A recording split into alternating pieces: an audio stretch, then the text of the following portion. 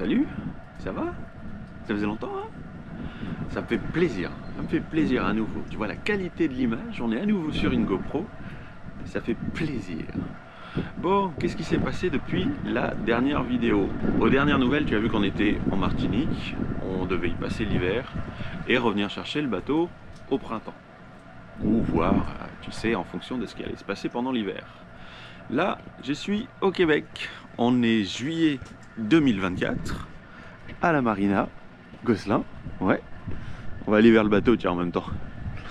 Donc le bateau est toujours à terre. Dire que ça fait un an, presque un an. On est sorti de l'eau le 5 août de l'an dernier. Et là, on est fin juillet, vraiment fin juillet. Je suis venu passer 3 semaines ici. Rien ne se passe comme prévu. Faire un plan A, un plan B, un plan C, tu vois, c'est bien pratique. Mais au final, c'est encore un nouveau programme qui s'est dessiné en cours de route. Déjà, la Martinique, bon, ça se passe vraiment pas comme prévu. Donc t'en étais resté à une location à Gros-Morne. On avait une location à Gros-Morne avec, du coup on a visité la Trinité, tout ça. On a passé 10 jours dans cette location. Après on est allé passer 15 jours sur Hélène, le voilier Hélène avec Fred et Nettie. C'était cool, on a rencontré plein de gens sympas, surtout Patrick, pardon. Patrick et sa femme. Ah, avec un camion qui arrive. Je crois que tu vas plus m'entendre. Là, je peux faire tout ce que je veux. Le son, il gérera pas. Allez, on va au bateau.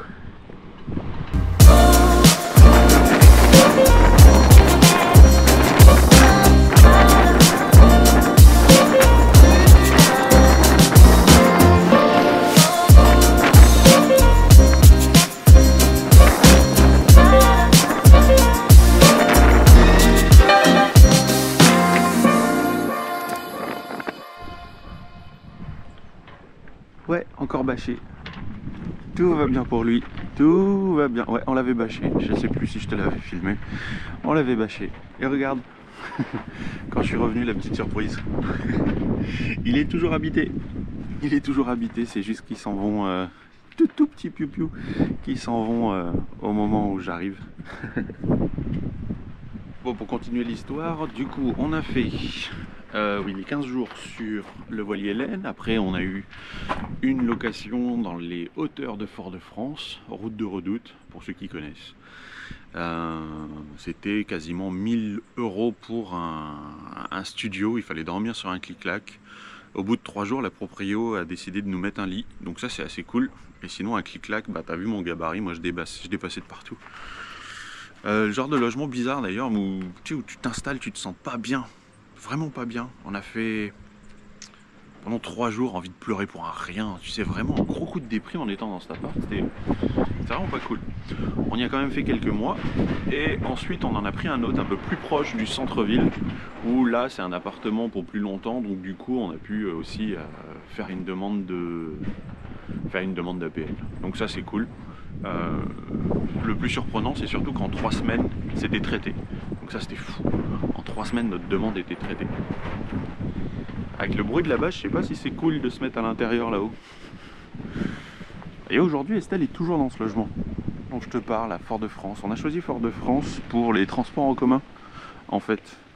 Parce que, on s'est dit, la grande ville, il y aura des transports en commun. Et donc, ce sera plus sympa. Donc ça évitera d'acheter une voiture ou des transports ou quelque chose. Donc ça peut être un bon plan. Et que nenni. Que nenni. Voilà, tu découvres Corail en même temps, c'est cool. Ah, dans le noir. Que nenni. Bon, j'ai trouvé du boulot à la Pointe du Bout, dans un restaurant. Dans ce restaurant, j'étais le sous-chef, payé au SMIC, donc ça piquait un peu, surtout que le rythme était assez intense. Et on a eu la visite des, j'allais dire les extrémistes, les indépendantistes, ceux qui veulent que la Martinique devienne uniquement martiniquaise, qu'il n'y ait plus de tourisme, qu'il n'y ait plus les aides de l'État, qu'il n'y ait plus rien en fait, que la Martinique se débrouille toute seule. C'est intéressant, mais surtout qu'ils viennent en force Et voilà, moi j'ai dit que je partais. J'ai une petite anecdote comme ça en passant, j'ai dit que je partais. Parce que je devais trouver un logement à la Pointe du Bout, aux Trois-Îlets. Et le couple avec qui on avait réussi à avoir le logement ont décidé de le louer à quelqu'un d'autre. Donc moi je m'étais engagé dans un boulot, j'avais déjà, enfin bon, du coup je faisais les allers-retours Fort-de-France, Pointe-du-Bout tous les jours. J'avais réussi à m'arranger avec le restaurant pour les horaires de travail, parce que du coup le soir je pouvais pas rentrer. Donc je leur avais dit que je partais à cause de ce problème de logement et parce que pas possibilité d'en trouver un autre dans le délai imparti. Puis du coup ça faisait pas un temps plein. Enfin bon, tu vois les petits soucis de ce genre-là. Et ce qui était drôle, c'est que j'ai assisté à un entretien d'embauche. Tu vas comprendre. Juste en face, pendant que moi j'étais encore au boulot, ils ont pris un local à Martiniquais, et qui disait: moi j'ai les aides de l'État, donc je cherche un travail au noir. Voilà. Et alors que quelques jours avant, on avait les indépendantistes qui voulaient se passer de tout ce genre de choses. Donc je trouvais ça assez comique en fait. Voilà, c'est ce qui s'est passé. Ça ne veut pas dire que c'est le cas pour tout le monde. J'ai bossé ensuite dans une pizzeria, superbe expérience, j'ai bien aimé. J'ai appris à utiliser une machine pour la pâte, pour étaler la pâte. En fait, d'habitude, moi je la faisais à la main ou, enfin moi j'avais appris à le faire à la main ou au rouleau. Donc là, de le faire avec la machine, je trouvais ça assez intéressant. C'est intéressant. Et ensuite, j'ai travaillé. Jusqu'à présent, je travaille dans un magasin de bricolage maintenant où je fais de la vente. J'aime pas trop le terme, mais je préfère dire conseiller de vente, mais bon, sur le contrat, il y a écrit vendeur. Voilà, je suis au rayon outillage. Donc ça, c'est assez intéressant, tu sais, avec le bateau, et moi qui aime bien bricoler, c'est un boulot qui me convient très bien. Tiens, j'ai l'écran qui s'est éteint, je sais pas ce que ça donne. Bah ouais, nouvelle caméra, j'apprends à la connaître. Voilà pour la vie là-bas. On avait mis Corail en vente. On avait mis des annonces pour le vendre du coup, puisqu'on n'arrivait pas à mettre suffisamment d'argent de côté pour s'en occuper. On s'est dit, bah c'est pas grave, on va le vendre, on va reprendre un autre ici.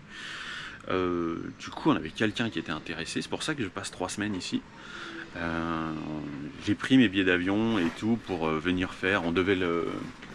Parce qu'en fait, pendant que j'étais en Martinique, quelqu'un faisait les visites pour moi ici, donc ça c'est cool. Et sauf que la personne s'est trompée dans le montant. Elle a cru que c'était 100 000 $ canadiens alors que c'était 100 000 $ US. Je sais pas pourquoi sur Facebook j'arrivais pas à changer la monnaie, il fallait absolument que ce soit en dollars US. Donc évidemment ça fait un écart à peu près de 30 000 $, 30 000 € à peu près si tu veux, 25 000 €. Donc voilà, ça n'a pas pu se faire, mais j'avais déjà pris mes billets d'avion, donc c'était l'occasion de venir. C'est dommage parce qu'on devait prendre le bateau, l'emmener jusqu'à Québec, le remater ensemble, faire un petit bout de chemin avec, c'était l'occasion de lui dire au revoir. Bon bah du coup on dit pas au revoir. Puis il y a eu tous les problèmes avec la douane, puisque tu as des droits en fait que les douaniers connaissent pas trop, puisqu'on est pavillon français. Non, eux ils ont l'habitude des pavillons américains et canadiens, ou peut-être sur la côte atlantique ils ont peut-être plus l'habitude, hein, mais pour le coup là ils savaient pas. Donc on a regardé les textes de loi, super gentils. Là pour le coup les douaniers super gentils m'ont proposé plusieurs solutions, ils m'ont même demandé de payer des taxes pour laisser le bateau ici. Sorte de caution que je récupérais au moment où je quittais le pays. On a quand même réussi à s'arranger. Du coup, le bateau, comme il est à terre, on a trouvé un texte de loi qui dit que le bateau il a le droit de rester 18 mois sur le territoire canadien. Sinon, c'est 12 mois. Mais comme 18 mois, après c'est l'hiver, tu peux plus naviguer. Bon, voilà. Tu vois, ça fait plein de choses, hein, plein d'infos à te donner. Voilà.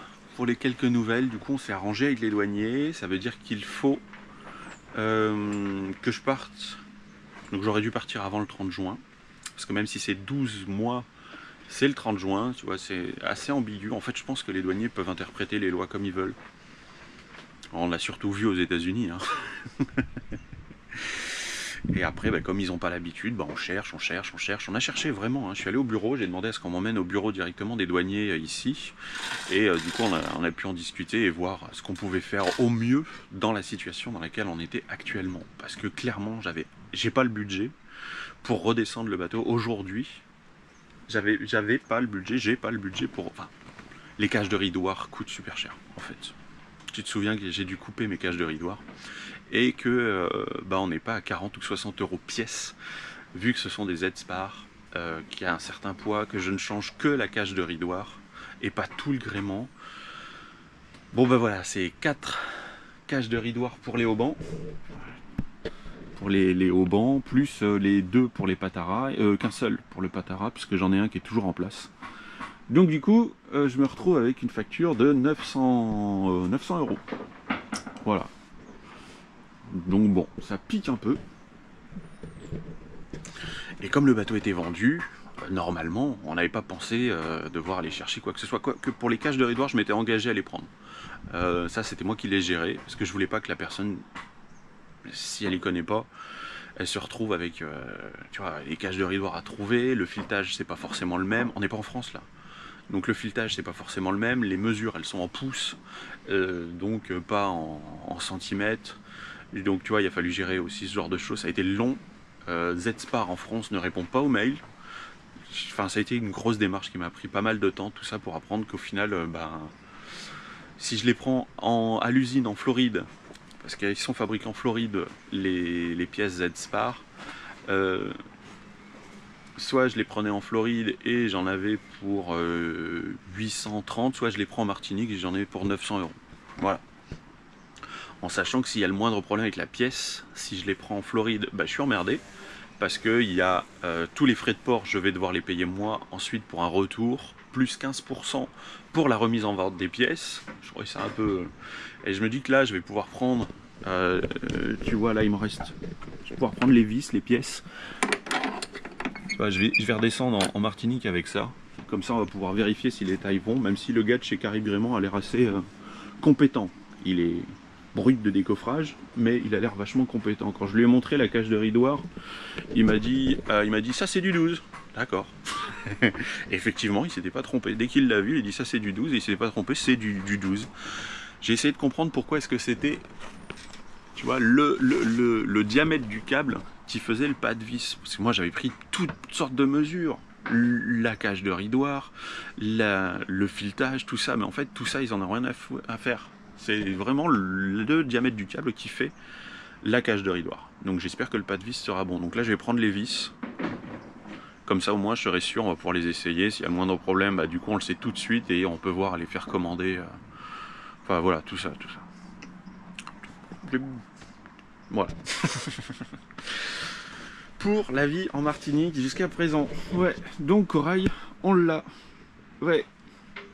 On le garde. Et du coup, le plan, avec la douane et avec tous les déboires que j'ai depuis 15 jours pour essayer de comprendre tout ça, c'est du coup, je vais devoir partir. J'ai jusqu'au 30 octobre pour pouvoir partir et je n'ai pas eu de taxe à payer. Donc ça, c'est cool. Ça c'est cool, j'ai ni de taxes à payer, ni rien du tout à payer, enfin à payer bien sûr, il y a l'hivernage, ici c'est déjà payé, tu te souviens, on a payé au moment où on sort le bateau, il faut payer tout l'hiver, donc il reste juillet, août, jusqu'au 30 juin c'était payé, donc il reste juillet, août et septembre à payer, j'ai jusqu'au 30 octobre pour dégager, passer la frontière, peu importe ce que je fais, il faut que je passe la frontière, sinon là j'ai la taxe de 5%, enfin il y a 3 taxes différentes à payer, ça faisait à peu près 30 000 euros à devoir débourser. Puisqu'on connaît la valeur du bateau, puisqu'on l'a fait expertiser ici. Voilà, ça en fait du blabla. Ça en fait du blabla. Sauf que les écluses ferment début octobre, mi-octobre. Donc si je veux repartir, et pour pas laisser le bateau aux États-Unis, si je veux repartir, c'est forcément... du coup j'ai les écluses, le nord ça fait trop tard. Je pourrais très bien partir par le nord, tu vois, si tu regardes sur une carte, tu vois qu'il y a 2 trajets. Soit je pars par le nord et je prends le Saint-Laurent, et dans ce cas-là, je m'étais dit que ce serait un bon plan, ça, si je pouvais partir l'année prochaine, c'est ce que j'aurais fait. En fait, je serais parti au printemps, et je serais passé par Saint-Pierre-et-Miquelon, j'aurais traversé l'Atlantique pour revenir voir un coucou à mon frère en Bretagne, un coucou à mon autre frère qui est du côté de Bordeaux, et à nouveau, j'aurais refait tout le tour pour rejoindre la Martinique.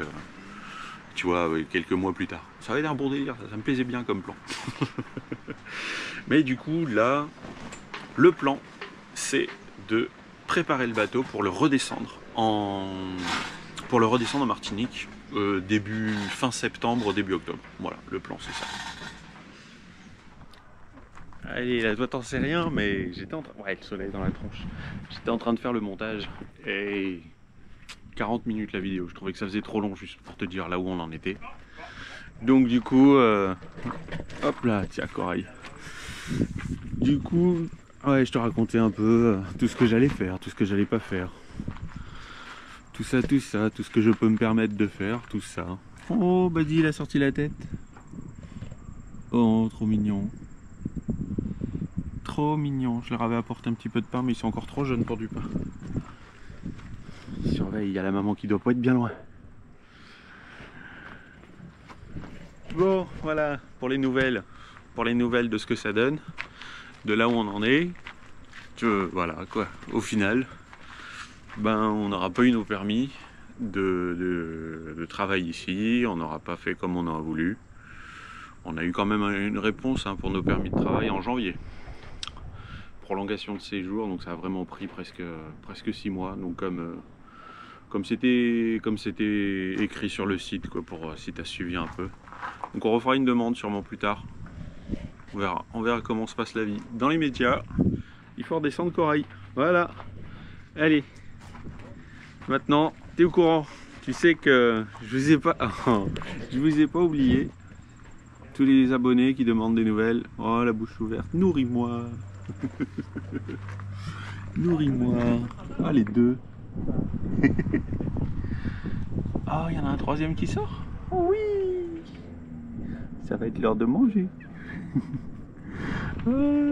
Comment tu veux que je travaille sur mon propulseur, moi? Hein? Comment tu veux que je travaille sur le propulseur s'il y a du monde à l'intérieur? Franchement, je m'en voudrais de les déplacer. Ça, c'est trop mignon. Bon, on verra tous les travaux, tout ça dans une prochaine vidéo. On verra comment je m'organise. On verra. Hein? Allez. En tout cas, ça m'aura fait bien plaisir de reprendre la caméra, de faire à nouveau du montage. Prends bien soin de toi et on se retrouve à la prochaine. Ciao.